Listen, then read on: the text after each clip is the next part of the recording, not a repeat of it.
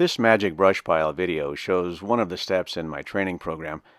For a better understanding, basically an overview of the method, please, if you would, take a look at the text included with the video.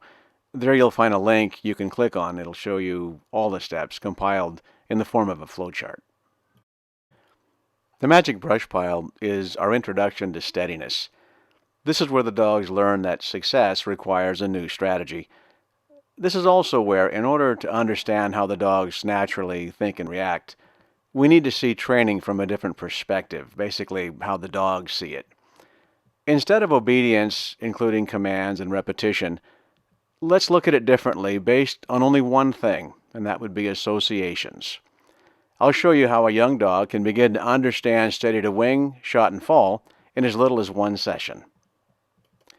One of the most important things to remember when working the magic brush pile is that it has nothing to do with scent. Remember, everything he does is based on associations. The association that scent has with a bird is something that he learned in an earlier portion of the training method. He already knows that coming in here. We will include it again once we leave the brush pile, get back in the bird field. He already knows that association, so he'll tie that together very quickly, and then he'll apply what he's learned at the brush pile to become steady. Let's start with the nuts and bolts of how it all works. The way it starts is the person that is the handler, who has the check cord, also has the transmitter that's going to work the zinger that you'll see in a moment and sets it off. The person holding the check cord is the one with the timing. He can feel the dog. He knows when the zinger should go off. He knows when that bird should be put in the air. So he is the one that should have the check cord in his hand and be the one that's going to set off the launcher and the bird.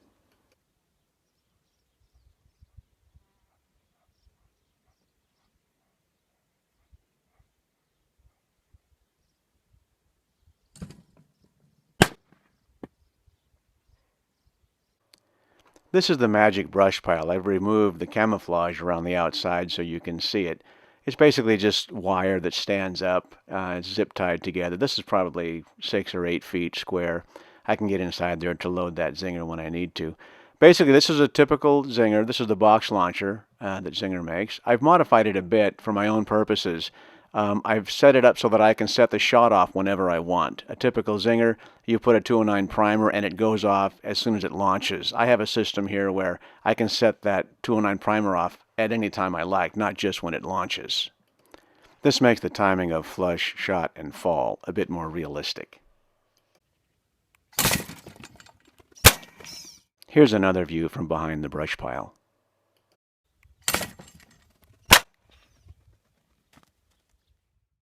Here it is from another angle. This is from the dog and the handler's perspective. What this is a clipped wing bird. It gives a very good simulation of a bird flushing and being shot.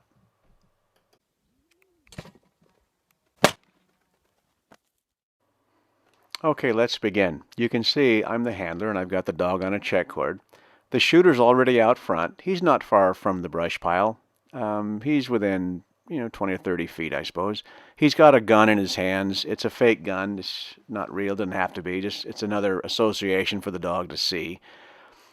I walk the dog up on a check cord. You can see he doesn't really know what's going to happen. He hasn't seen this before. So as we're walking up there, as he gets in there a little bit closer, I'll gently start slowing him down with the check cord, and as soon as he stops, I set it off. Remember, we're building associations here. This is one where he learns that stopping can make good things happen. Being steady can be successful. During this video, watch the check cord very carefully. You can see at this point, it's a bit loose. There's not much tension in it. He's walking up there. He sees the shooter. He knows the shooter, so he's walking up because he's curious. But he's never seen this, doesn't know what's going to happen. You can see I put just the slightest amount of tension on that cord to stop him.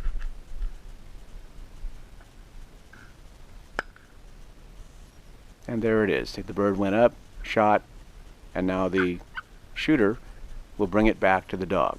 And you'll notice these dogs get steady to wing, shot, kill before anything else. That dog is not pulling on the cord. You can see the cord. There's a bit of slack in it.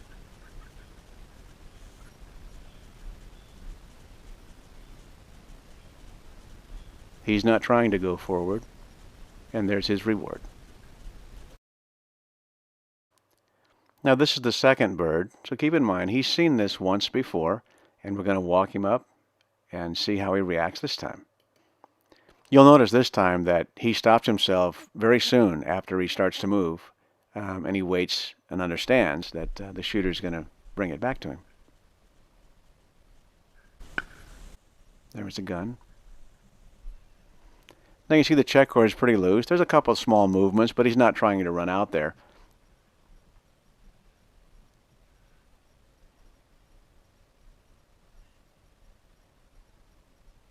I want you to watch closely what the dog does as the shooter comes toward him. Look at the check cord and watch if he does any movement or the manipulation of the check cord as the shooter comes back. See one little movement right there? He thought about going and he chose not to.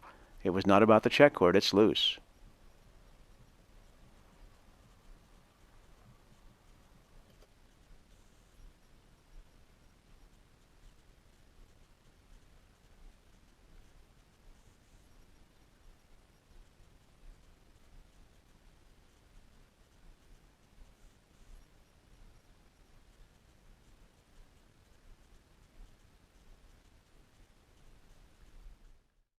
Now this is the third bird, and you'll see something a little different here. He wants to try a couple of things on his own. He wants to really understand that this is the way this works, that he's not going to be successful doing it himself.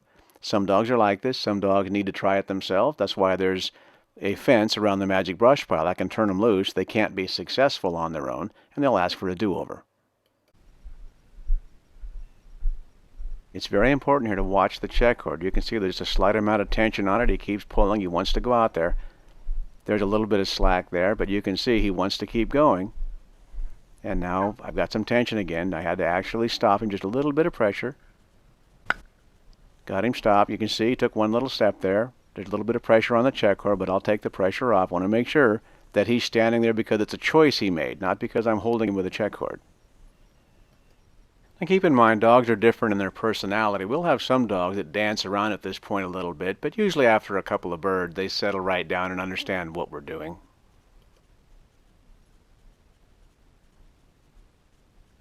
Good work. Now here he is on the next bird, and you can see he wants to keep moving out there. Check cord, he's pulling the check cord a bit. And you'll see in just a moment here, I'll put a little bit of tension on it and stop him. As soon as he stops, there's the reward.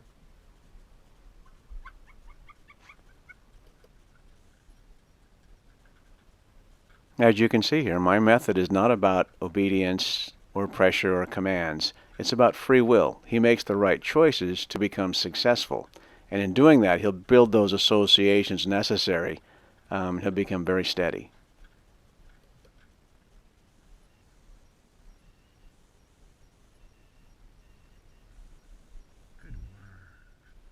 Now this time he wanted to try it on his own. He was pulling on the check cord, so I just dropped it.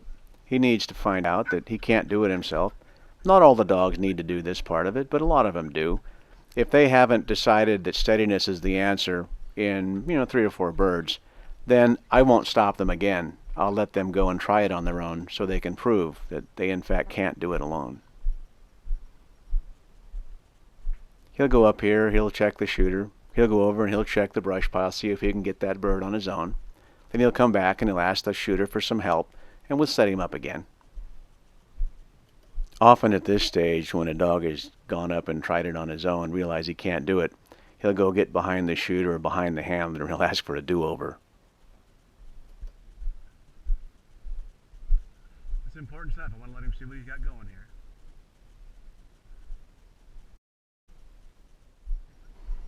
Now he realizes he can't do it on his own. Watch now. Nice loose check cord. He'll decide to stop on his own. One of the most interesting things is watch his tail when the shooter picks the bird up.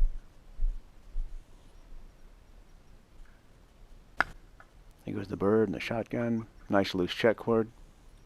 Watch his tail when the shooter bends down. Isn't that interesting? That's a normal reaction. People have seen that and thought the dog was letting down or losing style or something. It has nothing to do with that at all. It's very typical, very common for that cooperation to manifest itself that way in the beginning, because it's almost like they can't believe that we're really going to do this for them. Now this is important. This is where I began to just drop the check cord, let him do it on his own. I'm removing some of the associations. One was me holding the cord and how near I was to the dog. Now he's making these choices all by himself out there to be steady. What I do is I walk up and I step on that check cord right before the zinger goes off. In case he wants to move forward, I want to have my foot on that cord so he can't do it. I want to show him that just because I wasn't there doesn't mean go. And he did a beautiful job. You can see I stepped on the end of that cord right before the gun went off, but he didn't move or have any indication of moving, and I didn't control him with the check cord at all. Nice work. Okay, he's free now. If he's steady to wing shot and kill, it's because he chose to do it. Nobody told him anything. I'm not even going to the check cord. He's out there, the gun's gone off, the shooter picked up the bird. I'm going to bring it back to him, and I'm not going to go any closer. I want you to see that he's steady not only to wing shot and fall, but to the amount of time it takes that shooter to pick that bird up and bring it all the way back. So he really does have a clear understanding of what we're trying to say.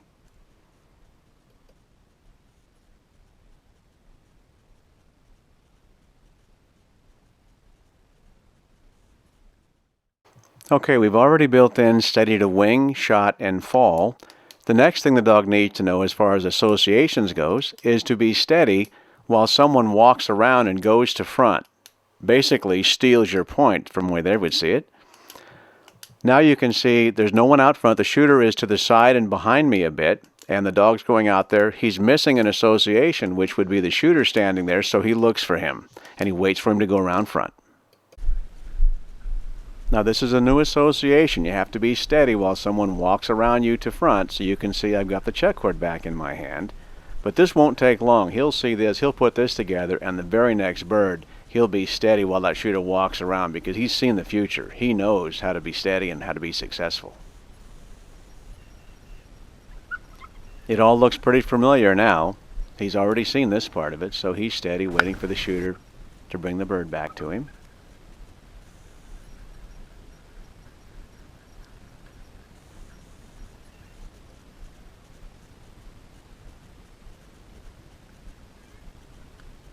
Now just to test him, I drop the check cord and I back away.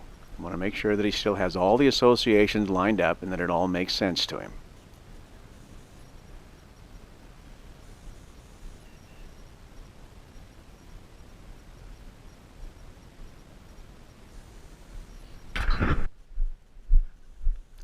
Now here he is again, making some choices here. I'm going to start him with the check cord. He notices the shooter. He knows what to look for. He knows how the procedure goes. I'm going to drop the check cord here and I'll walk away. Now he'll move a little bit, but he's mainly just watching the shooter. His intent is not to go to the brush pile. He's watching the shooter, and that's fine.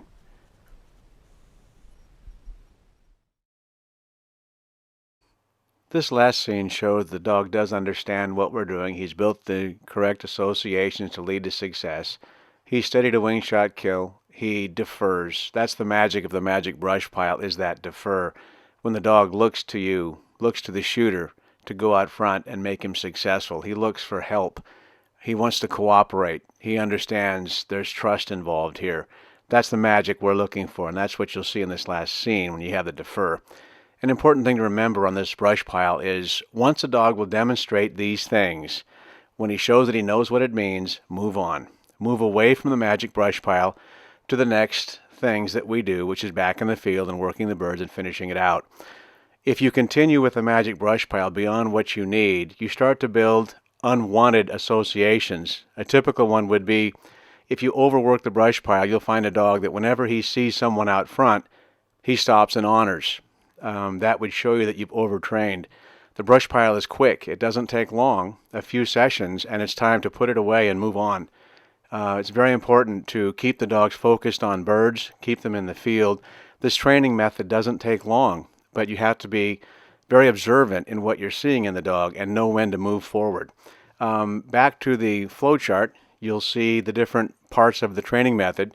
Our next thing on this dog would be to get him back in the field and put the scent back in as another association that he already knows, and he'll become steady quickly in the field. And there's that beautiful defer we talk about. You can see the check cord is loose. He understands what we're doing here. He understands the associations necessary to be successful. We got this done in one afternoon, and I believe it was 11 birds.